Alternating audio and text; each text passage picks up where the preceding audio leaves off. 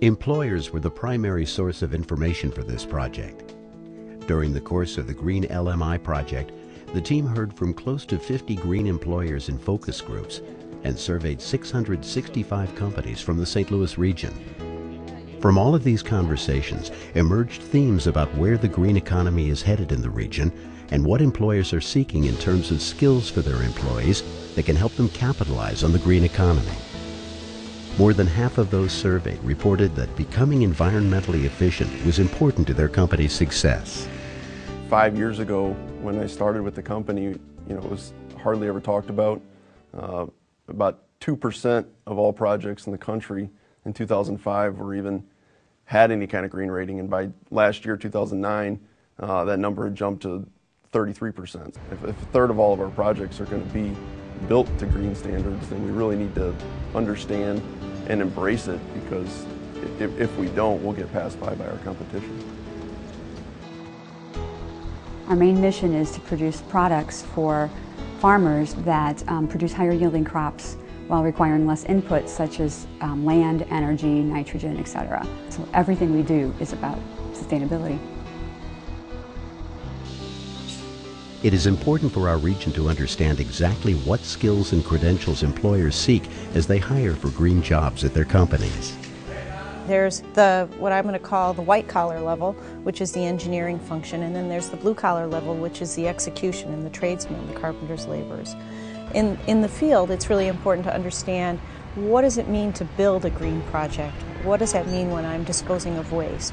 How do I treat this building while it's under construction?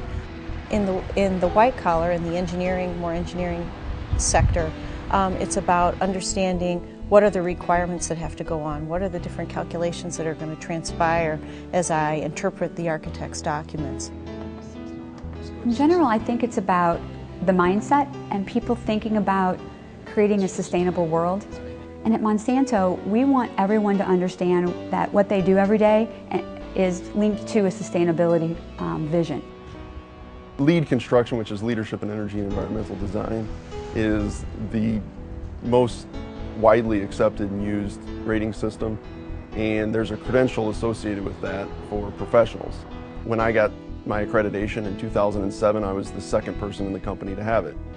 Within 16 months, I had convinced our executive committee that this is the trend, we need to keep up, and we did internal training, and that number went from 2 to 33 within 16 months. In addition to some of the advanced skills that will come with green, many employers said they still seek the same basic skills they've always valued. In general, an ideal candidate would have analytical thinking, critical thinking, great relationship skills, and results orientation. Many of the sustainability skills can be learned on the job. I mean, the carpenter is still framing up whatever needs to be framed, except that they have to treat the environment differently.